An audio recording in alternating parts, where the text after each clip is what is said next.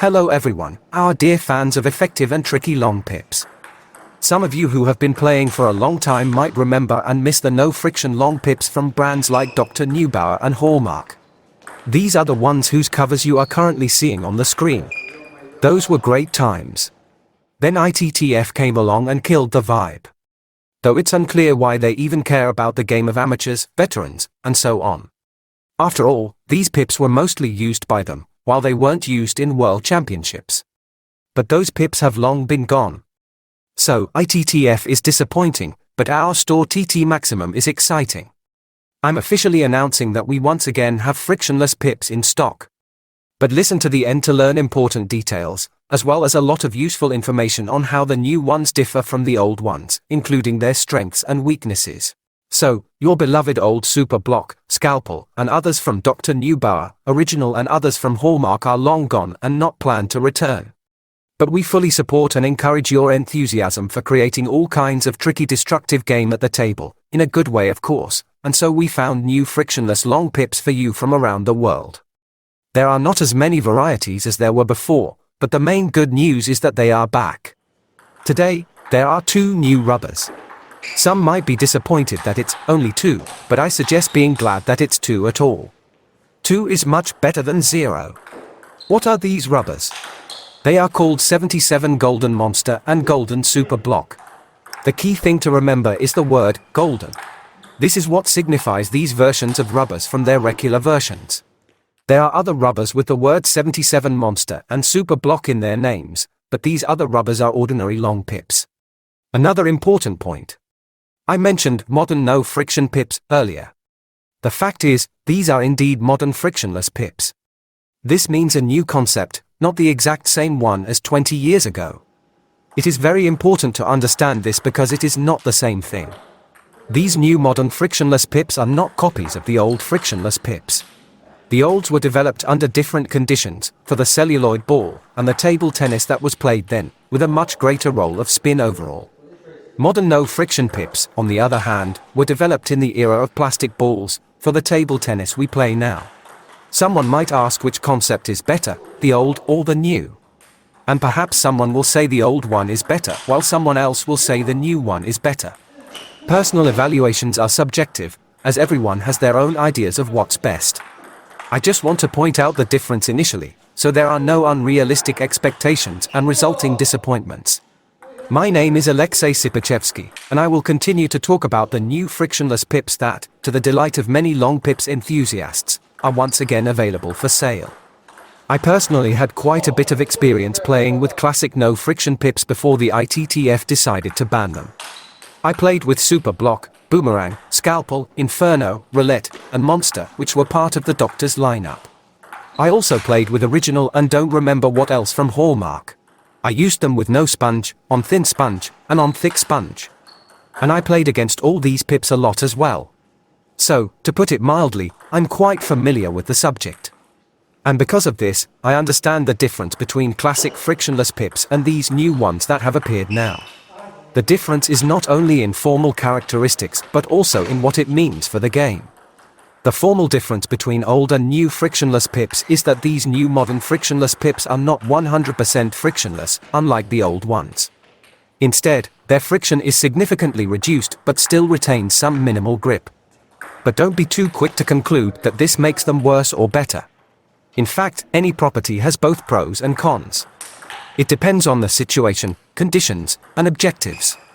The downside of not having zero grip is that you get less reverse and still retain some, albeit minimal, reaction to incoming spin. However, having zero grip also has its downside, the troubles in angle game. If the racket isn't perpendicular to the incoming ball's trajectory, the ball simply skids off. I not only played with frictionless pips but also against them extensively when they were widely used. I particularly enjoyed playing against opponents with frictionless pips because I could exploit their weak point very well. I would pick balls from diagonals and make topspins at a significant angle, and the opponent couldn't return them because the ball bounced past the table to the side. That was a weak spot of 100% frictionless pips. Although those who didn't think to use this or were technically incapable of doing so probably had a hard time with no friction pips back then. Modern frictionless pips with their minimal grip are free from this disadvantage. The presence of minimal grip allows for receiving balls at an angle and not losing points due to skidding balls. Another significant difference between old and new frictionless pips is the following. The presence of micro-grip in new frictionless pips opens up broader technical and tactical possibilities overall. Unlike fully frictionless pips, which had their capabilities narrowly focused on spin reversal, these new pips allow for a range of technical shots and tactical schemes that are possible with long pips. Someone might wonder why you call these pips frictionless pips if they are not fully frictionless. The answer is simple. Because these pips have significantly reduced grip compared to regular long pips. What else should we call them? Creating a long-winded description like almost frictionless pips with minimal grip is inconvenient and impractical. The term frictionless pips is clearer and more familiar. By the way, many old frictionless pips, as they wore out, stopped being fully frictionless and gained some grip. The old super block from Doctor was one such example. When worn, it started to grip. And not just that one. So, old frictionless pips gradually were turning into what the new frictionless pips are today. Now, about the rubbers themselves. Currently, our store has the modern frictionless pips Doway Saviga Golden Super Block and Doway Saviga 77 Golden Monster. The 77 Golden Monster first appeared about 3 years ago. We received 3 small batches of these rubbers, all of them sold out quickly, and there were many requests for more when they ran out.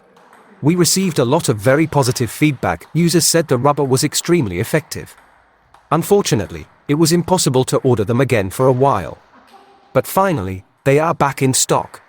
By the way, there is already a review of them on the channel. You can check it out if you haven't already. The Golden Super Block is a completely new product. We received it for the first time recently, and the review is still in progress. I also want to point out that our stock of Golden Super Block is currently limited, while the 77 Golden Monster is in better supply. So, if you decide to try the rubber and find that it suits you well, it's worth buying some as a reserve. And another important clarification about the Golden Super Block. Despite the fact that this rubber replicates the name and packaging of the Doctor's Super Block, I want to emphasize that it is by no means a copy of that old rubber. The similarity is only superficial.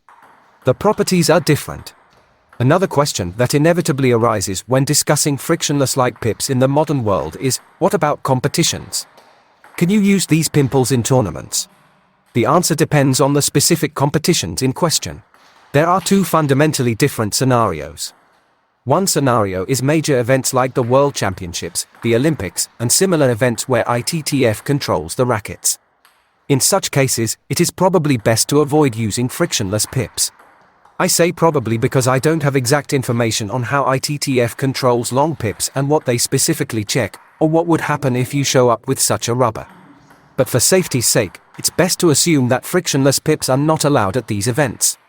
Moreover, aside from the purely practical question of whether you will be allowed to use them, there is also the issue of adhering to the rules. According to ITTF competition rules, frictionless pips are not permitted.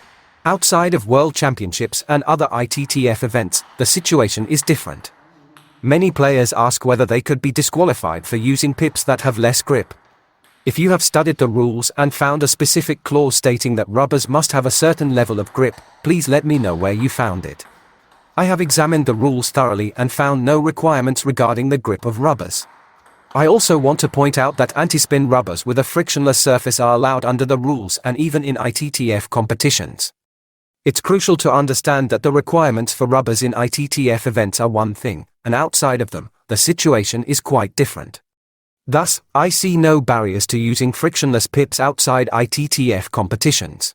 I've heard arguments that if an opponent or even a referee rubs the rubber with a finger or a ball and says the grip is not as it should be, what happens then? The counter question is, what tools do they have and how do they determine the grip? What if I take a racket from anyone, rub it against and say it's not suitable because the grip is wrong? On what basis should such opinions be considered valid? If one person rubs it and says it's unsuitable, while another rubs it and says it is, whose opinion is correct? And remember the most important thing, show me a rule that specifies what the grip of a rubber should be. And a rule detailing how to rub with which finger and where to check the grip.